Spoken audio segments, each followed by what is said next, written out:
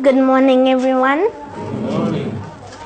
I am so happy and humbled to be with all of you today, and I thank God for bringing me here.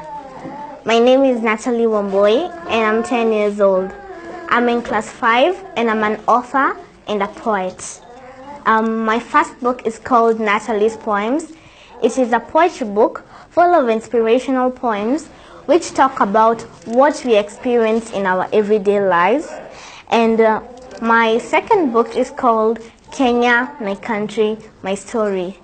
Now, the reason I wrote this book was because many people in Kenya love talking about the negative things that are happening. But I thought to myself, why can't I write all the positive things that have happened in Kenya in a book? And the second reason I wrote this book was because I wanted to celebrate all the Kenyans who have made a difference in our country. And I also wanted to state what we can do to make our country a better place for all Kenyans to live in. Recently, I have just launched my third book. Here it is. It's called Extraordinary Kenyans Doing Extraordinary Things. It's about 40 Kenyans, 20 men and 20 women who are all doing great things in different fields.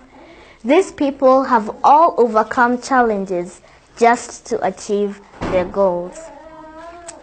I want to thank Mr. Ndungu Nyoro for having me here today, because it is such a blessing to talk to young people like you who are full of hope, dreams, and ambition.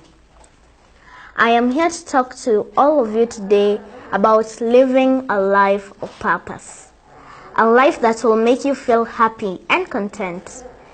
There is a book written by a man named Gary Zukav called Seed of the Soul.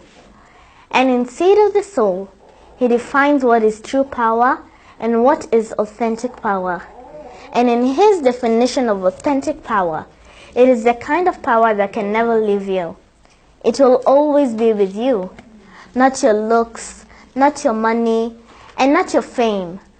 But authentic power is when your personality comes to serve the energy of your soul. When you realize what you came to do in this world. When your personality serves the soul. When you're able to align who you are and what you came to do in this world. I thought a lot about that, and it was actually life-changing for me. Everyone was created with a solution for another person's life. God was very generous in his giving. He made sure we are all unique in our own ways. It is a problem when some of us do not realize what is unique about us. What sets you apart from the rest of the people? You may never live a happy and fulfilled life until you discover your inner ability. Your inner ability and talent will never leave you. It will always be with you. All you need to do is work on it, perfect it, and make it known to the world. By doing this, you will be empowering yourself and also empowering others. In the process, you will find a sense of purpose and a direction of where you want your life to go. Seated in this room, we have people who are already doing well in life, and we really appreciate what you have been able to achieve. And if you are seated here, still struggling to achieve something, I'm here to tell you that it can be done. And it's not too late. You can do it. The real sense of purpose comes by giving others what you have already been given. That unique resource that lies deep within you. You may never live a happy and fulfilled life until you discover your inner ability. Your inner ability and talent will never leave you. It will always be with you. All you need to do is work on it, perfect it, and make it known to the world. If you don't, you will become sort of a thief. You will be robbing the world a unique resource that only you can give. It's time you become generous and share it wide and loud. That unique resource that God put in you to make you happier, wiser, richer, and more prosperous. But how will you do that? How will you use it to become truly, authentically empowered? Now, for me, it has been a beautiful thing to win an award and to meet the president and other leaders. But my true reward is in the lives that I'm able to touch, those people whom I know I have impacted.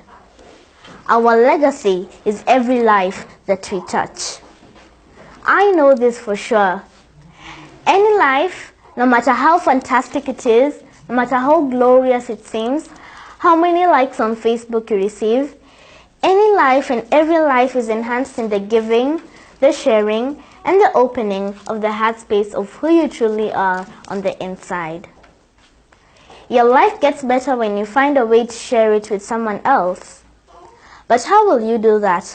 How will you use it to become truly, authentically empowered?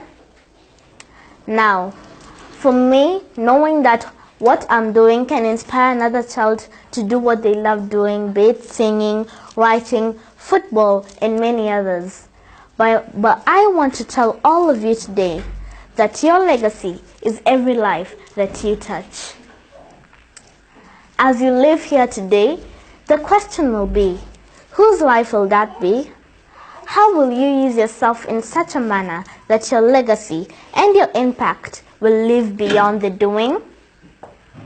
When people started knowing that I write and the media started reaching out to me, my mother sat me down and told me that my biggest challenge was to offer myself as a good example to those who will be coming after me. And that is a challenge to all of us. You have to have a reason as to why you do what you do. For me, I'm a writer, and whenever I go somewhere, people normally ask me, how did you start writing? Why did you start writing at such a tender age? And my answer is usually the same. I write to open up a blind eye. I write to bring truth to life. I write to show you my opinion. I write to tell you that there is always another way to do something. I write to undress the lies. I write to bring darkness to light. I write to tell you that everyone is different. I write to tell you that not everyone will like you. I write to remind you that the world is diverse. I write to tell you that racism, nepotism, terrorism, and tribalism are real. I write to tell you that all dreams are valid. I write to remind you that you are amazing. I write to tell you that giving up is not an option. I may not be the best writer, but I want you to get something from what I write. Not just read and go with the same. I want you to make a change. Even if it's just a slight change, I will never stop writing.